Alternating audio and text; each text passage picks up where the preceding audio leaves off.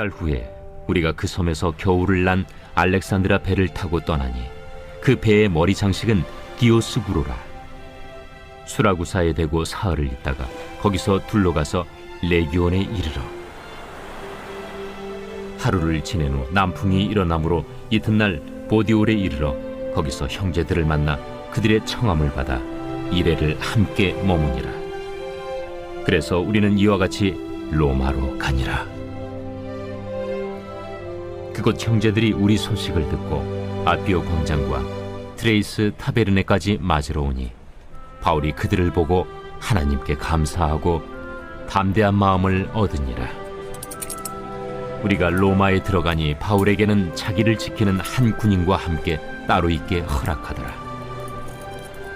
사흘 후에 바울이 유대인 중 높은 사람들을 청하여 그들이 모인 후에 이르되, 여러분 형제들아, 내가 이스라엘 백성이나 우리 조상의 관습을 배척한 일이 없는데 예루살렘에서 로마인의 손에 죄수로 내준 바 되었으니 로마인은 나를 신문하여 죽일 죄목이 없으므로 석방하려 하였으나 유대인들이 반대하기로 내가 마지 못하여 가이사에게 상소하며 내 민족을 고발하려는 것이 아니니라.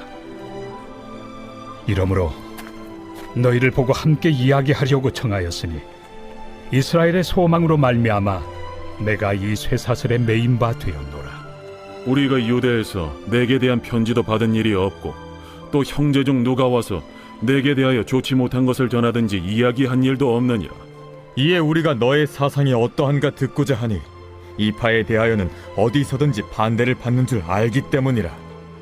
멜리데를 떠난 바울 일행은 수라구사에서 사흘을 보낸 후 레기온으로 가서 하루를 묵고 다시 남풍을 타고 보디올로 갔다라고 말씀하고 있습니다. 이는 바울 일행을 태운 배가 멜리데를 떠나서 곧바로 로마로 간 게 아니라 여러 항구를 둘러서 갔다는 말입니다. 이처럼 우리가 가는 길에는 언제나 잠시 쉬기 위해서 머무는 곳이 있습니다. 잠시 머물면서 그 여행 중에 쌓인 피로를 풀고 계속해서 항해를 할 새 힘을 얻는 것이죠. 우리의 인생길도 생각해보면 이와 흡사하다라는 것을 알 수 있습니다. 우리의 삶이요, 하나님의 나라를 향해서 걸어가는 여정 아닙니까? 그 길에도 잠시 머무는 곳이 있습니다. 어릴 때는 부모님 품에 머무르게 되고, 좀 더 자라서는 학교에 머무르게 되고, 더 자라서는 직장에 머무르게 됩니다. 그리고 결혼을 해서 새로운 가정에 머물다가 또 주께서 부르실 때 우리는 주님의 품에 안기게 될 것입니다. 우리는 이렇게 인생의 항해에서 여러 과정을 거치면서 하나님의 나라로 들어갈 준비를 합니다. 우리를 맞이하는 천국잔치 때 입을 예복도 준비해야 되고, 하나님 앞에서 내어 보일 믿음의 열매도 준비해야 되고, 하나님의 백성으로서 합당한 성령의 열매도 준비돼야 됩니다. 이런 것들을 준비하라고 오늘도 새로운 하루를 하나님께서 주신 줄로 믿습니다. 사도 바울은 고린도후서 5장 1절에서 이렇게 말합니다. 만일 땅에 있는 우리의 장막집이 무너지면 하나님께서 지으신 집, 곧 손으로 지은 것이 아니요 하늘에 있는 영원한 집이 우리에게 있는 줄 아나니. 그러므로 우리는 언제나 이 땅을 떠날 준비를 하면서 살아가야 됩니다. 이 땅에 영원히 거할 것처럼 땅의 것에 소망 두고 살아가는 것이 아니라 장차 우리가 돌아갈 하나님의 나라를 바라보며 그 나라에 들어갈 준비를 하며 살아야 한다는 것이죠. 그렇게 준비하는 사람은 하나님께서 예비하신 영원한 처소, 곧 하나님의 나라를 소유할 수 있게 되고 그곳에서도 우리의 집이 있게 될 줄로 믿습니다. 그러한 소망을 굳게 붙드는 우리가 되기를 바랍니다. 이어서 바울과 그의 일행이 보디올에서 형제들을 만나 그들의 청함을 받고 7일 동안 함께 머물다가 로마로 갔다라고 말씀하고 있습니다. 여기서 형제들은 성도들을 가리키고 있습니다. 사도 바울은 보디올에 살고 있던 성도들의 청함을 받아서 그곳에서 일주일간 함께 지냈던 것입니다. 근데 사실 이렇게 죄인으로 이송되고 있는 사람을 손님으로 초청한다는 것은 쉬운 일이 아닙니다.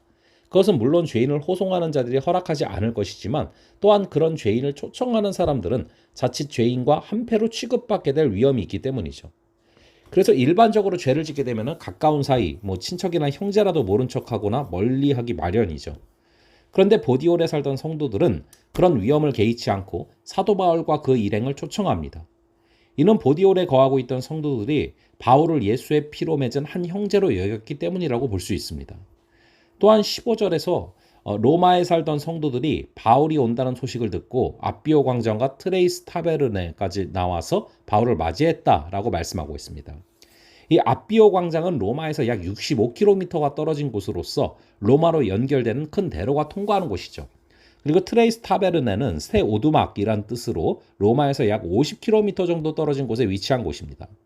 로마에 거주하고 있던 성도들은 바울이 죄수로 로마에 온다는 소식을 듣고 수십 킬로미터에 달하는 먼 거리까지 와서 그를 맞이했던 것입니다. 대단한 환대다라고 볼 수 있죠.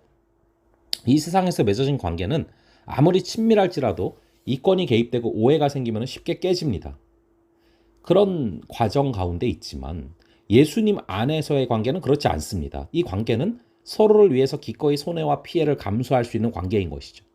심지어 서로를 위해서 생명이라도 내어줄 수 있는 관계가 바로 성도의 관계입니다. 문제는 오늘날 성도들 가운데서 그런 관계를 찾아보기가 어렵다는 데 있죠. 예수의 피를 나눈 형제라고 하지만 남모르는 사람처럼 여기고 살아가는 경우들도 많습니다. 하지만 예수님께서 우리를 위해서 하늘의 영광 보좌를 버리시고 이 땅에 오셔서 십자가에 못 박혀 돌아가시기까지 우리를 사랑하셨죠. 그리고 내가 너희를 사랑한 것 같이 너희도 서로 사랑하라 라고 말씀하십니다. 그래야 예수님의 제자라는 것을 세상이 알게 될 거다라고 말씀하시죠. 그러므로 우리가 예수님을 본받아 정말로 우리 주변의 지체들을 사랑하며 나아갈 때 세상은 우리가 예수님의 제자인 줄 알게 될 줄로 믿습니다. 그럼 잠시 기도하겠습니다. 아버지 하나님, 오늘의 말씀을 통하여서 우리가 살아가는 모든 순간순간이 하나님의 나라로 들어가기 위한 준비임을 잊지 않고 살아가는 그런 오늘 여정이 되게 하여 주시옵소서. 또한 이 성도들이 바울에게 보여줬던 사랑처럼 아버지, 우리도 정말 주변의 이 이웃들을 또 성도들을 사랑하며 걸어가는 그런 우리가 되게 하여 주시옵소서. 감사드리고 이 모든 말씀 우리 주 예수 그리스도의 이름으로 기도합니다. 아멘. 그럼 또 다음번에 뵙도록 하겠습니다.